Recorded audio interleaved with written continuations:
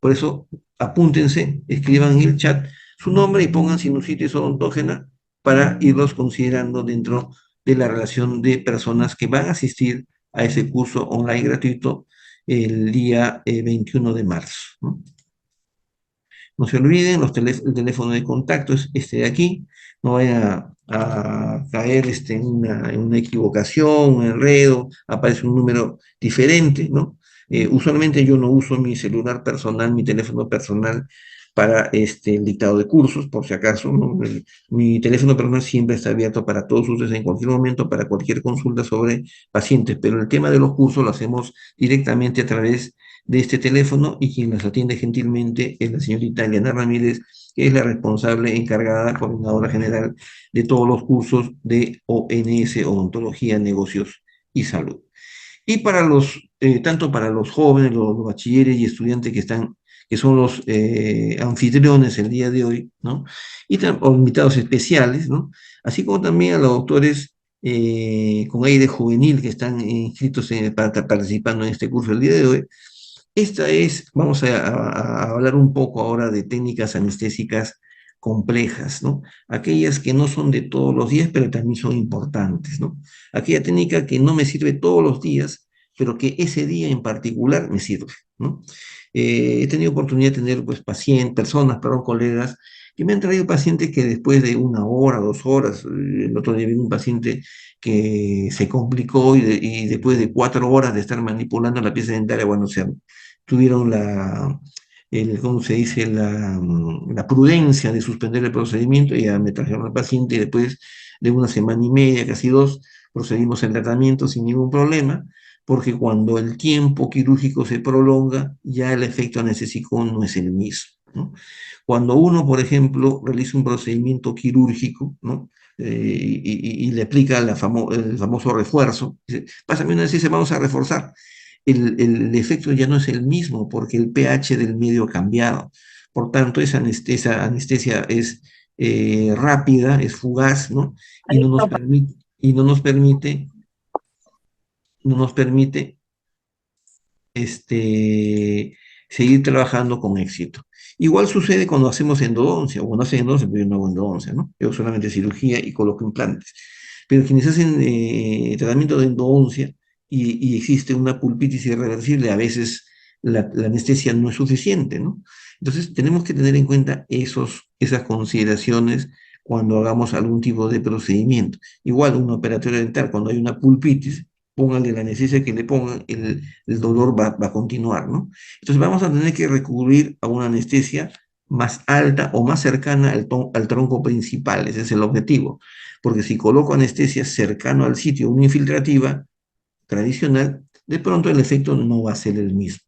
Por eso que esta segunda parte sobre técnicas anestésicas complejas, como repito, les va a servir no para todos los días, pero va a ser importante ese día que tengan un inconveniente y tengan un paciente en particular en el cual el dolor no ceda con la técnica anestésica convencional, ¿no? Y en este punto hemos considerado a la anestesia o a técnica anestésica nasopalatina, el nervio nasopalatino, pero por vía nasal, ¿no? Ahora vamos a ver cómo es esta técnica. Vamos a considerar también a la anestesia del nervio dentario inferior mediante la técnica de Aquinosi, de Bowes, perdón, que permite anestesiar al dentario inferior, al nervio bucal largo, también al lingual y a veces también al aurículo temporal mediante una sola punción.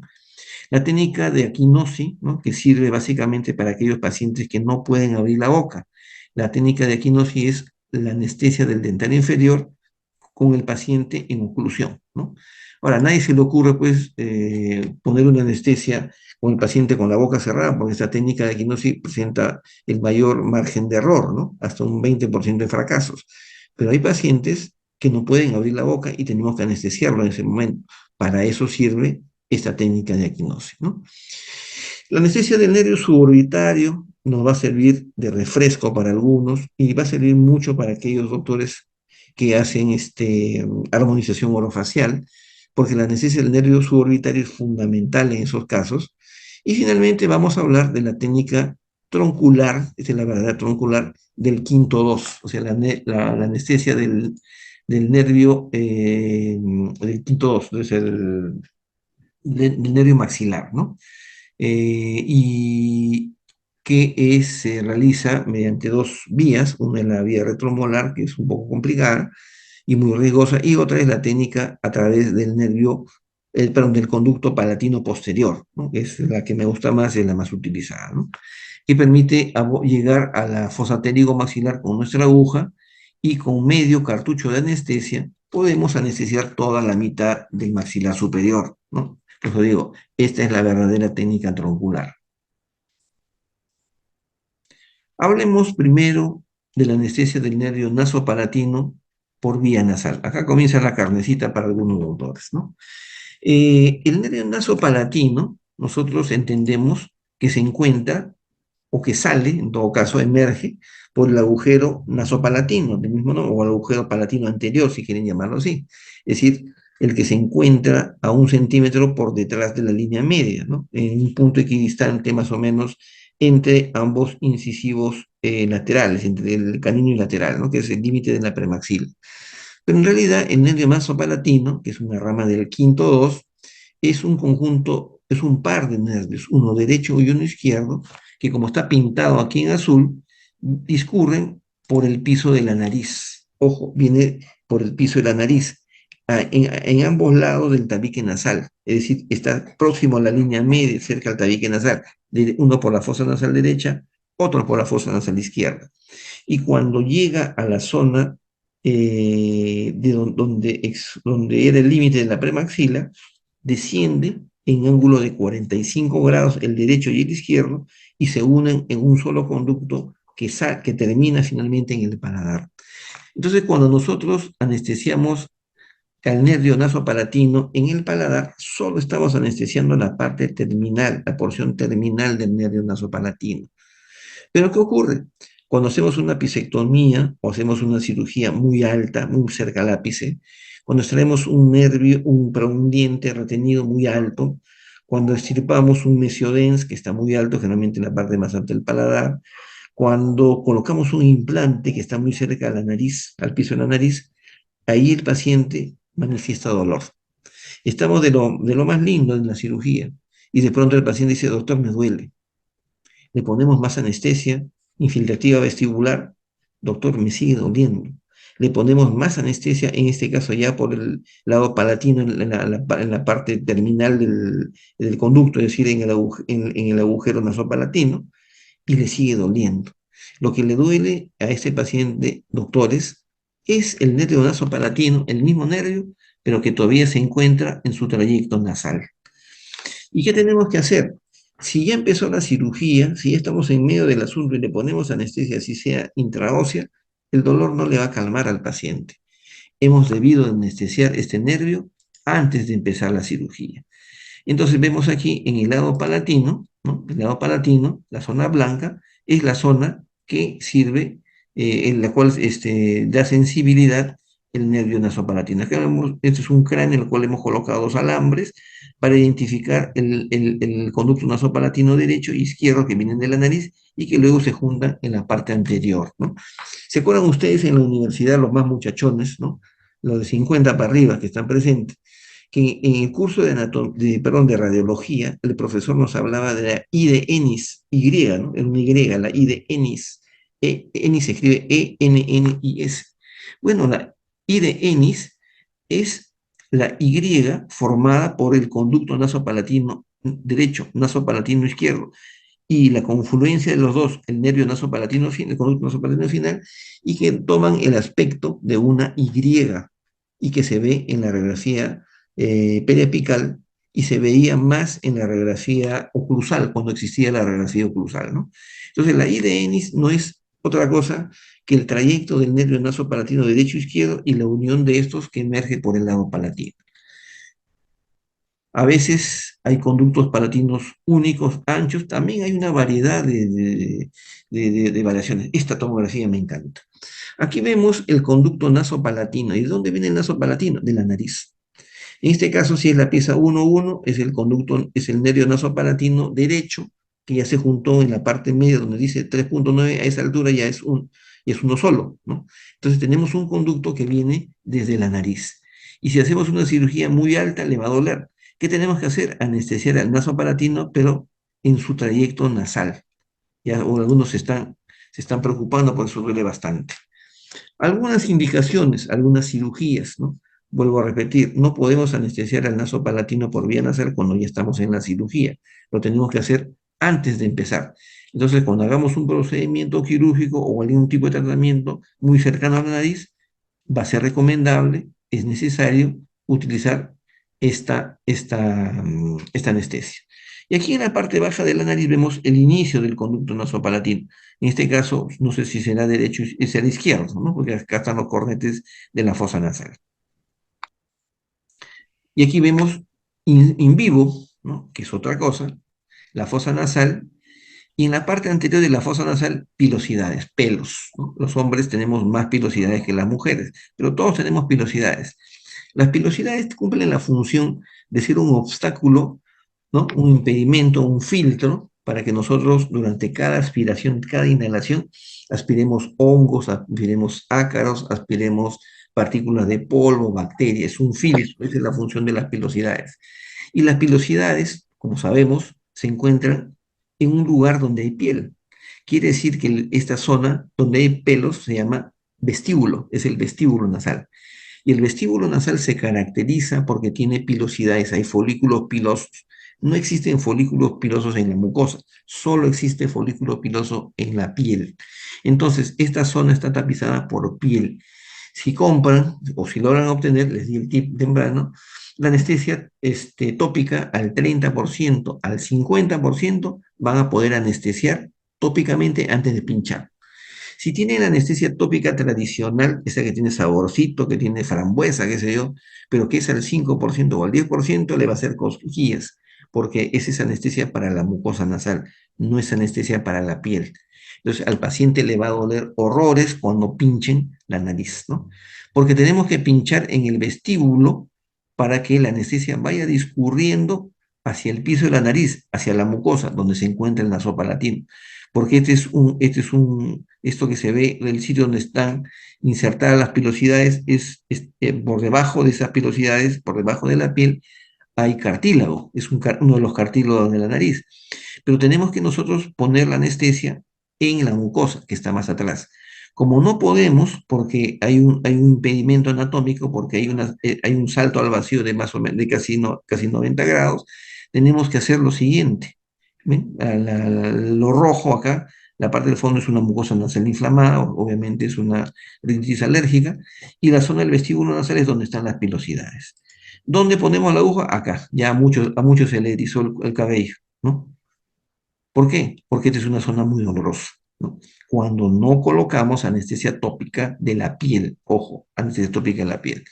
Doctor, y cuando pongo anestesia, ¿le puedo poner solo al lado derecho? No. Tenemos que anestesiar al nasopalatino derecho, tenemos que anestesiar al nasopalatino izquierdo, y en ese caso ya no necesitaríamos anestesiar al nasopalatino por el paladar, salvo que quisiéramos lograr un poco de isquemia, ¿no? Porque ya hemos anestesiado al nasopalatino antes de atravesar el maxilar superior. ¿Eh? Introducimos la aguja, aquí pinchamos, duele si no hay necesidad tópica, y depositamos solo, serán pues, ¿cuánto será? Un octavo del cartucho, una cantidad mínima, hasta que se ponga isquémica esta zona. Y después de algunos minutos, la anestesia va a caer hacia atrás y va a anestesiar al nasopalatino derecho y también en el nasopalatino izquierdo. Por ejemplo, acá vemos en la radiografía periapical que hasta arriba, acá está el tabique nasal, acá está la nariz, y en el lado derecho el seno maxilar, ¿no? Entonces, vamos a trabajar quirúrgicamente muy cerca de la nariz, le va a doler anestesia nasopalatino por vía nasal. O aquí también, ¿no? A la hora de hacer el curetaje apical, estamos muy cerca del piso de la nariz. Varios casos similares. Ya la periapical nos avisa o nos indica de que estamos muy cerca del piso de la nariz. Acá la lesión ha levantado el piso de la nariz. También en algunos casos, como este paciente, el ápice de este diente está muy cerca del piso de la nariz, es un diente retenido. Pero al momento de extraer el diente, al momento de arrancarlo de su alveolo, el paciente puede presentar dolor, ¿no? Y para evitar eso, durante la cirugía ya hemos anestesiado previamente el nasopalatino por vía nasal, ¿no? Porque si seguimos el ápice de este diente, va a estar muy cerca del piso de la nariz, ¿no? Igual que este, un incisivo central en posición invertida, ¿no? Para mis alumnos de la Universidad Villarreal les doy un fuerte abrazo, sé que hay varios de ellos. Estas cosas las vamos a aprender en este ciclo en el curso de cirugía bucal, ¿no? Acá también otro incisivo invertido, vemos que está muy cerca, está sobrepasando el piso de la nariz, está por delante de la espina nasal anterior. Y durante la cirugía ni nos imaginamos, aunque acá hay una sombra negra por debajo del separador y estamos en el piso de la nariz, ¿no? Si no hubiéramos puesto anestesia del nasopalatino, también en este caso el paciente hubiera presentado mucho dolor. El diente está muy alto, está en una posición extremadamente alta. Si seguimos el alveolo dentario, la parte radicular, vamos a llegar con toda seguridad a un sitio muy cercano a la nariz. ¿Ven? Este otro diente también, aunque no parece, estamos muy cerca del piso de la nariz. En todos estos casos tenemos, acá hay un mesiodens, tenemos que colocar anestesia del nervio nasopalatino, ¿no? Por vía nasal. Vemos, vamos a esto porque esto no es importante el día de hoy, pero lo que quiero ver es, ahí está, que cuando hagamos la extracción de este canino, seguramente vamos a estar muy cerca de la nariz. Acá vemos, por ejemplo, un diente supernumerario asociado con un quiste, ¿no? Un quiste dentígero, y el quiste dentígero está cerca al piso de la nariz. Es más, en el lado izquierdo ha levantado el piso de la nariz.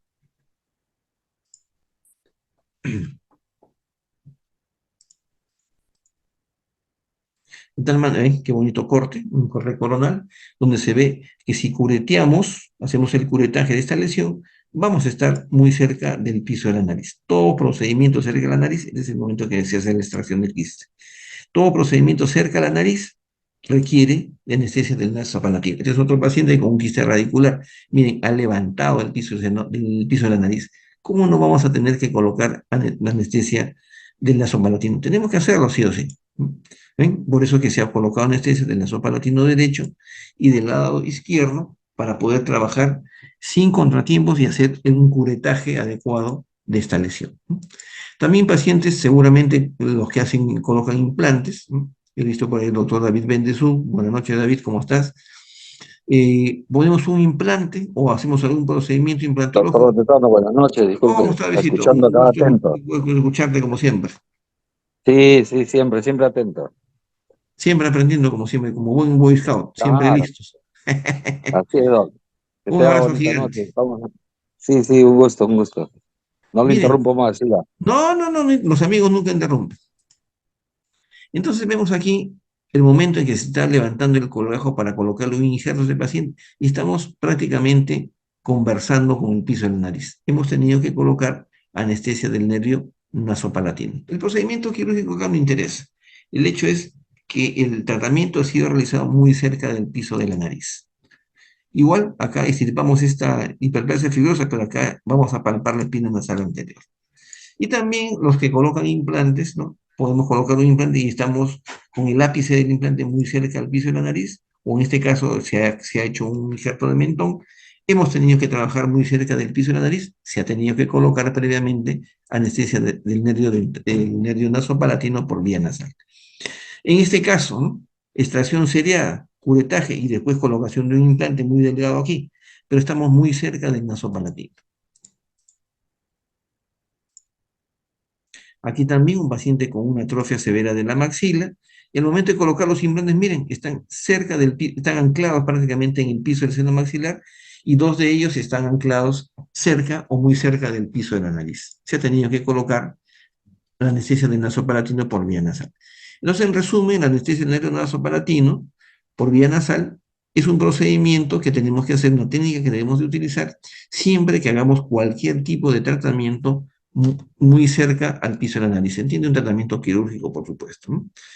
Después, otra técnica que le he considerado dentro del grupo de técnicas anestésicas especiales, ¿no? O avanzadas o complejas, como quieran llamar, es la técnica del nervio dental inferior de Go Gates, ¿no? El doctor George Go Gates, de la Universidad de Melbourne, en Australia, en el año 1971, describió esta técnica, ¿no? Él no la llamó de Go Gates, ¿no?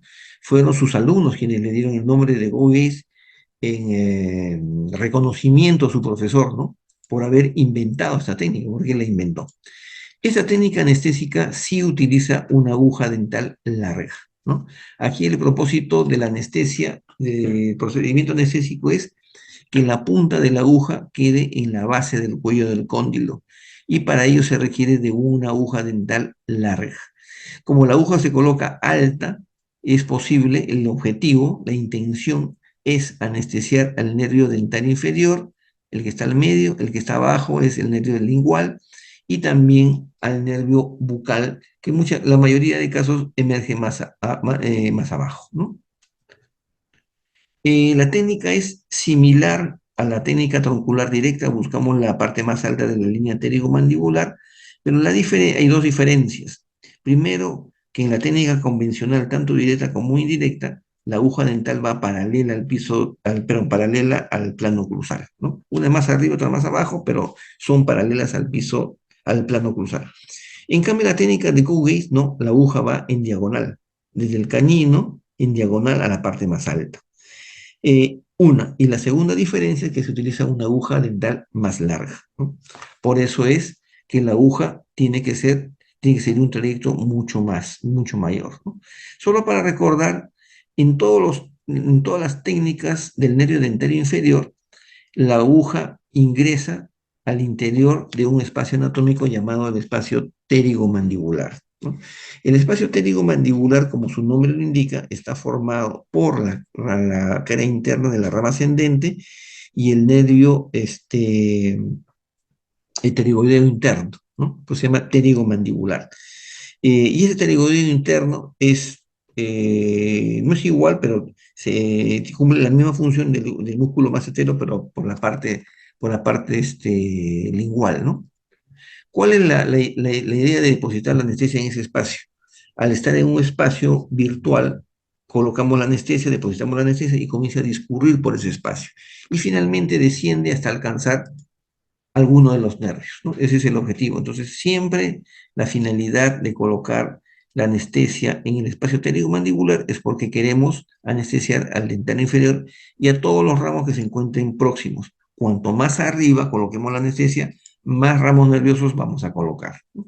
Entonces, la técnica de Gouges dice, coloquen al paciente en decúbito dorsal echado con el cuello hiperextendido y pongan la aguja dirigiéndola a la parte más alta de la línea pterigomandibular y si ven por fuera, se van a dar cuenta que la aguja sigue el trayecto desde la comisura al tragus, ¿no? La aguja sigue esa dirección. Pero no es que en la técnica de Gouges vamos a buscar que externamente siga esa dirección. Esa dirección de la jeringa y la aguja sale automáticamente desde el momento que colocamos la aguja, la jeringa en forma diagonal desde el canino opuesto, pero en forma diagonal, ¿no? Ahí está. Esta es la fotografía que he extraído la de arriba a la izquierda, ¿no? Del artículo original de Gouges en el año 1971, ¿no?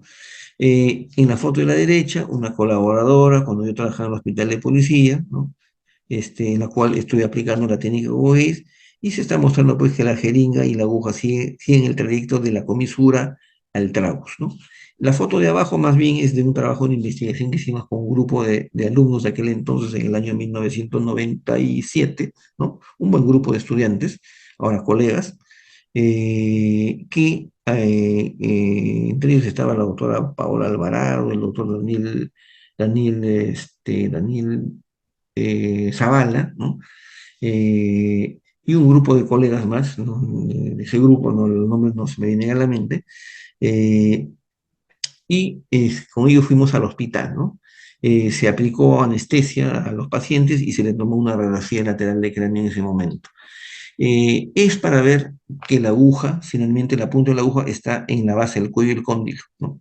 Es para mostrar la forma como se aplica la anestesia del dental inferior con la técnica de Go-Gates, ¿no? Acá están dos radiografías también con la técnica de Go-Gates, ¿no? Se muestra que la aguja larga está llegando a la base del cuello del cóndilo, ¿no? Esas son radiografías de pacientes de verdad, ¿no? Después tenemos a la técnica del nervio dentario, anestesia del nervio dentario inferior mediante la técnica de Aquinosi. En realidad la técnica fue descrita primero por el doctor Laguardia, un uruguayo, en el año 1910, 1925, en el primer Congreso Latinoamericano de Odontología, ¿no? Eh, y ahí él hizo una exposición sobre esta técnica. El problema de la Guardia fue que no publicó el artículo científico en ningún lado, no publicó ningún artículo, solamente presentó una conferencia en ese congreso. Pero fue el doctor Aquinosi, un americano, un estadounidense, de ascendencia japonesa, quien hizo una publicación de la misma técnica, describiéndola como la técnica del nervio dentario inferior con boca cerrada, ¿no? Y ya los discípulos de Aquinosi, bueno, fueron publicando otros artículos dándole el nombre a la técnica de Aquinosi, ¿no? Porque no conocían al doctor Laguardia, ¿no? Esto no ha sido una cuestión así, hecha a propósito, ¿no? El doctor López Arranz, español, quien escribió varios libros de cirugía bucal, en uno de ellos hace referencia a la técnica de la guardia, ¿no? Recordando que la técnica de Aquinosi en realidad fue descrita por la guardia. Pero si ustedes buscan la técnica de la guardia en la literatura, no van a encontrar absolutamente nada, ¿no? Van a encontrar solamente la técnica de Aquinosi. La técnica de Aquinosi solamente se utiliza en aquellos pacientes que no pueden abrir la boca. ¿Y a quién se le ocurre poner esta técnica en un paciente que no abre la boca? Un ejemplo, hacen una extracción dental, primera molar, segunda molar, tercera molar, inferior, por supuesto, y el paciente, por mala suerte, desarrolla una alveolitis húmeda, se infecta el alveolo, se infecta el coágulo, ¿no? El procedimiento inmediato es anestesiar y curetear el alveolo dentario para extraer ese coágulo infectado. La pregunta es, ¿cómo puedo curetear si primero tengo que anestesiar? Pero no puedo anestesiar porque el paciente no abre la boca, porque yo no conozco todavía la técnica de Aquinosi. Porque la técnica directa, convencional directa, la del abanico, convencional directa de Archer y técnica de Gowes se basan en que el paciente abre la boca. En cambio, la técnica de la guardia Aquinosi se basa en que el paciente no abre la boca. Se coloca la aguja, como se ve ahí, a 1 centímetro por encima del cuello anatómico de los dientes. Yo creo que la imagen la de abajo, ¿no? Es a nivel del cuello anatómico perdón, me corrijo, ¿no? Es la aguja va paralela al plano cruzal a la altura del cuello anatómico de los dientes superiores. Pero, como se ve en la imagen de la izquierda, o sea, en el corte frontal, la aguja no puede ir recta. ¿Por qué? Porque en ese sitio, en ese lugar, la rama ascendente es divergente hacia atrás, convergente hacia adelante, divergente hacia atrás. Por tanto, tenemos que doblar la aguja, curvar la aguja ligeramente hacia afuera. Como el espacio en el cual vemos ahí en la imagen no tiene tejido blando, ahí se ve fácil, ¿no? Pero otra cosa es cuando el paciente tiene tejido blando. Literalmente no vemos nada. Por eso es una técnica a ciegas, ¿no? Completamente a ciegas. El paciente está sentado, no está echado, está sentado. Y vuelvo a repetir, colocamos la aguja paralela al plano cruzal a nivel del cuello anatómico de los dientes superiores, pero curvando la aguja ligeramente hacia afuera. Ha dicho que no tomes nada hasta que venga, acuérdate. Verónica, ahí. No se olviden de cerrar su micrófono. Acá vemos un colaborador, es entonces bachiller de odontología, ambos bachilleres de odontología. El que está parado es el doctor Víctor, ¿no? Víctor Fernández, ¿no? Y el otro paciente es su amigo, su pata, su chochera, su yunta, su carnal, ¿no? Que se ofreció como paciente para hacer la demostración de esta técnica, ¿no? Entonces se ve, en principio, la aguja en la boca del paciente, paralela al plano cruzado a nivel del cuello anatómico de los dientes superiores, y en la otra se ve, en la foto finalmente de abajo a la derecha, se ve que la aguja está entrando de manera recta, pero en realidad la aguja está ligeramente curvada. Esta técnica de Aquinosi tiene algunos inconvenientes, ¿no? Esta es una técnica no es correcta, también fue el trabajo que se hizo con estos alumnos en el año 1995, 97, ¿no? Donde la aguja queda exactamente en la spina spix, porque la técnica de Aquinosi busca que la aguja quede exactamente cerca de la spina spix, al igual que la técnica del abanico, al igual que la técnica de Halsted, ¿no? ¿Y qué pasa cuando no hacemos bien las cosas? La aguja, por ejemplo, aquí se ha ido hacia arriba, hacia la fotodosis modea, aquí no se va a anestesiar nada. O aquí la aguja se ha ido muy, muy atrás y ha podido inclusive anestesiar a la parótida y producir una parálisis temporal, ¿no? Pero una parálisis del nervio facial, ¿no? Por eso es que esta técnica de aquinosis solo la debemos de utilizar cuando el paciente evidentemente no puede abrir la boca, ¿no? Después tenemos la anestesia del nervio suborbitario. Esta es la técnica del nervio suborbitario, porque el dental anterior está dentro del hueso, ¿no? En este caso, nosotros tenemos que tener cuidado de palpar, en principio, palpar la emergencia del nervio dentario, es decir, palpar el agujero mentoniano, ¿no? Y para ello tenemos que tener algunos parámetros, como por ejemplo saber que el agujero suborbitario no se encuentra en la mitad del globo ocular, sino en la unión de los dos tercios con el tercio interior de la órbita, ¿no? Pero lo más práctico, la verdad, es palpar para poder anestesiar este nervio, ¿no? Nosotros lo podemos hacer internamente, ¿no? Como a veces lo hacemos en odontología, pero tendríamos que utilizar una aguja muy larga. Y a veces la aguja, la forma anatómica del reborde, como se ve aquí en la imagen del del maxilar superior de perfil, vemos que hay una depresión. Y al haber una depresión, no es posible colocar la aguja como se ve en la imagen de abajo a la derecha. Es más fácil hacerlo mediante un abordaje externo, es decir, realizar la anestesia del nervio suborbitario por vía externa, ¿no? Como se ve acá. Y para eso utilizamos una aguja corta, lógicamente, no podemos corrernos el riesgo que anestesiemos mal y podamos lesionar el globo ocular. El aguja tiene que ser dirigida, como se ve aquí, en ángulo de 45 grados de abajo hacia arriba, pero previa palpación del agujero dentario, prepalpación, perdón, de la emergencia del agujero suborbitario. Mediante esta técnica podemos bloquear sensitivamente también, por si acaso, ese es el objetivo, no solo la parte externa de la piel, eh, solo que es la distribución anatómica del nervio suborbitario, sino también podemos lograr la anestesia del nervio dentario anterior para extraer incisivos superiores y caninos superiores y primera premolar superior, ¿no?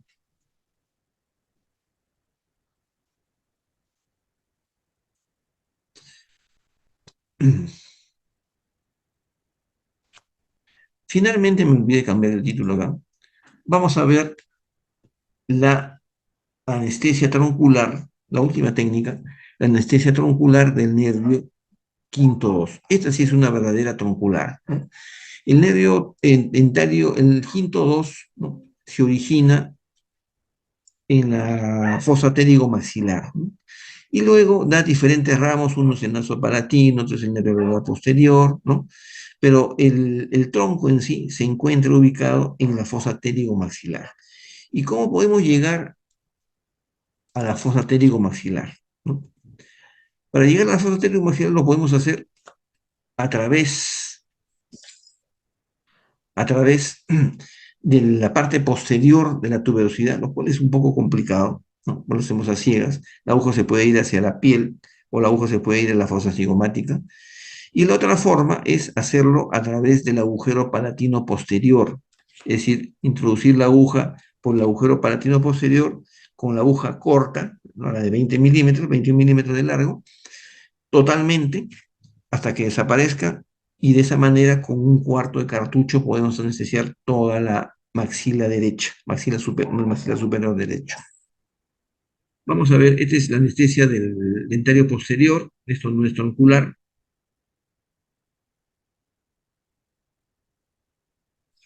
Este es para que vean la diferencia, esta es la anestesia del dentario posterior. En cambio, esto es el trayecto que sigue la aguja, no es con aguja larga, con aguja normal, con aguja corta, el trayecto que sigue la aguja hasta llegar a la fosa pterigo-maxilar. Y eso lo logramos a través de esta técnica llamada anestesia troncular del quinto 2 por vía transpalatina, es decir, a través del agujero palatino posterior, como se ve acá, ¿no? El problema es cómo nosotros podemos identificar al nervio nasopalatino. El nervio nasopalatino, generalmente el agujero palatino posterior, perdón, Y el conducto palatino, la emergencia es, o sea, la terminación es el agujero palatino posterior.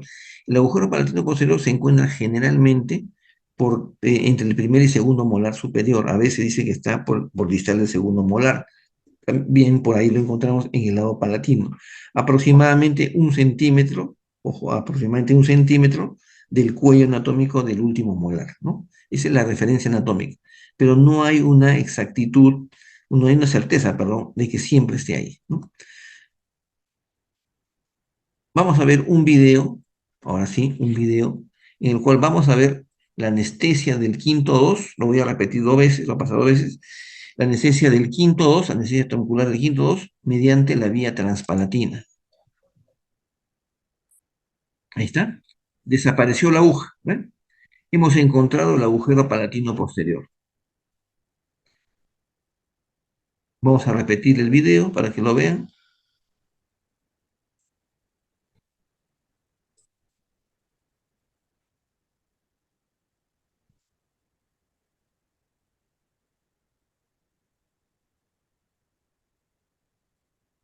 Perfecto. Una vez más, para que no se olviden. ¿Para qué se ha anestesiado en este caso el nervio el troncular? Porque vamos a trabajar dentro del seno maxilar. Vamos a extraer una raíz del seno maxilar, vamos a hacer una técnica de levantamiento del seno maxilar, los que les gusta poner implantes. Vamos a hacer un curetaje de una sinusitis maxilar. Es decir, vamos a hacer cualquier procedimiento dentro del seno maxilar. Esa es una de las razones o las indicaciones. Otra indicación, cuando vamos a hacer un procedimiento en toda la mitad de la maxila, vamos a hacer una extracción seriada de todos los dientes y en lugar de colocar 6, 8 cartuchos de anestesia, colocamos solamente medio cartucho o un cuarto de cartucho y logramos el mismo objetivo, ¿no? Entonces, eso es en general son en general las técnicas simples y las técnicas complejas para el maxilar, anestesia del maxilar inferior o maxilar superior. Pero a veces suelen ocurrir complicaciones, ¿no? No vamos a hablar el día de hoy de complicaciones anestésicas en general. Voy a tocar solamente el punto de la fractura de la aguja, ¿no? Por razones de tiempo. Este es una complicación, este es un problema, ¿no? Este es un problema que ya no debería existir. Yo cuando estudié odontología, yo egresé de la universidad en el año 1986, ¿no? Y aprendí yo aprendí en la posta en el Centro de Salud Municipal, la Municipalidad de La Victoria, ¿no? En el corazón de La Victoria. Y ahí pues era tradicional, ¿no? Era común que no se usaran agujas descartables, ¿no? En Minsa y los centros de salud no utilizaban agujas descartables, una barbaridad, dirían ustedes, pero eso era lo normal en ese tiempo. En ese tiempo, por si acaso, yo estoy hablando del año 82, 81 que aprendí a colocar anestesia, todavía no había ocurrido el problema del SIDA, del problema del VIH, por tanto los dentistas no trabajaban con guantes ni se ponían mascarillas. Horror para esos tiempos, pero en ese tiempo era normal. Como también era normal que las agujas no fueran descartables, sino fueran unas agujas de acero, que después de ser atendido el paciente se lavaban y se ponían en un hervidor que le llamaban pupinel, no sé si se acordarán los que venimos de más atrás. Y después de ser hervida esa aguja, era utilizada en el siguiente paciente y en el siguiente paciente y en el siguiente y así sucesivamente. Hasta que en un momento que la aguja perdía filo y uno literalmente sentía cómo la aguja desgarraba el tejido, se le escarapelaba el cuerpo a uno. En ese entonces podía aceptarse la fractura de las agujas dentales. Pero ahora con agujas descartables no debería suceder ya.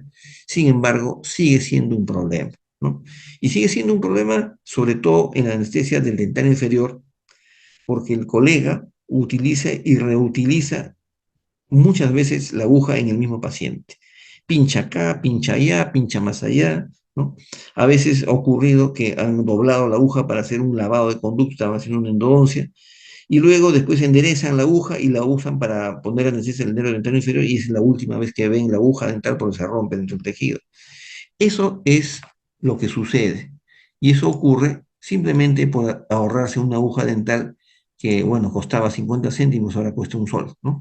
El hecho es que la aguja se fractura porque la usamos demasiadas veces, porque la doblamos en otro procedimiento que no es el endodoncia, lo más común que doblamos la aguja, o cuando hacemos una maniobra temeraria, es decir, queremos sorprender al paciente con y le hinca y le duele, el paciente se mueve y en ese momento los dos se mueven y se rompe la aguja, ¿no?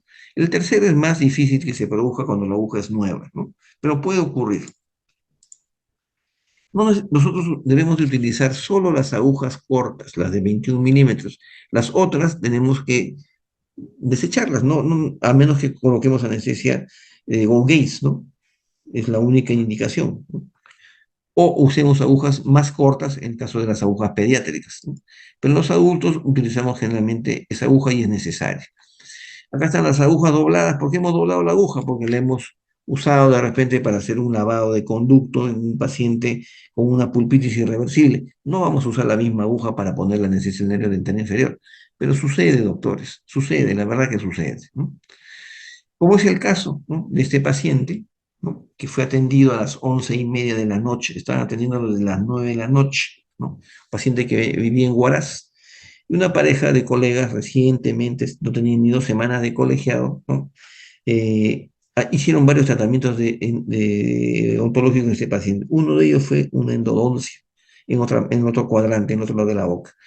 Como era todavía las 9:30 de la noche, el paciente dice: doctor, mi carro sale todavía a las 11:30. ¿No me podrá avanzar unas curaciones? Le dice.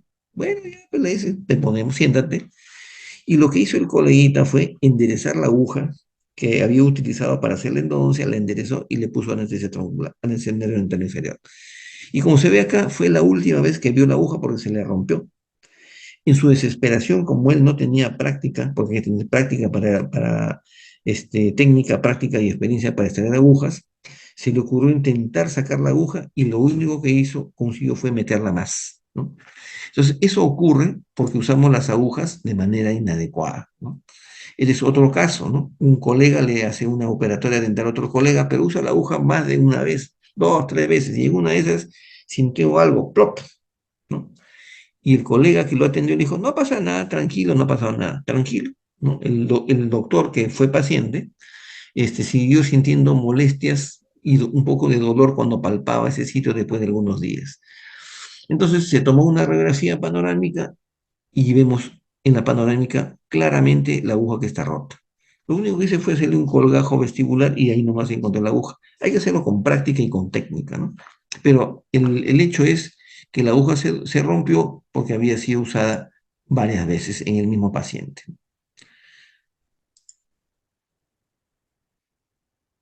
Acá otros casos más, ¿ven? La aguja rota también. Acá ha habido manipulación porque la aguja se rompió y ha sido empujada más abajo y más atrás. Y acá vemos la tomografía computarizada donde se ve la aguja que está rota, ¿no? Algunos de estos casos pudieron ser solucionados, otros casos no pudieron ser solucionados. En este caso sí, se le rompió la aguja, el doctor me llama y dice: doctor, se me ha roto la aguja, ¿qué hago? No lo toques. No lo toques y tráemelo mañana mismo.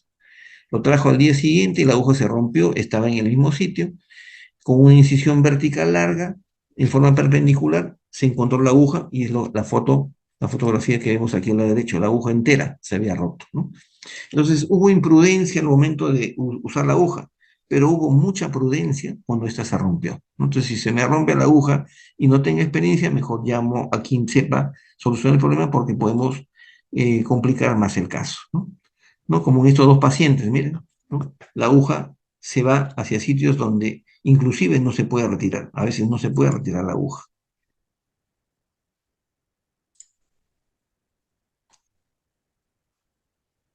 Antes de terminar, solamente quisiera invitarlos, ¿no?, a leer el libro.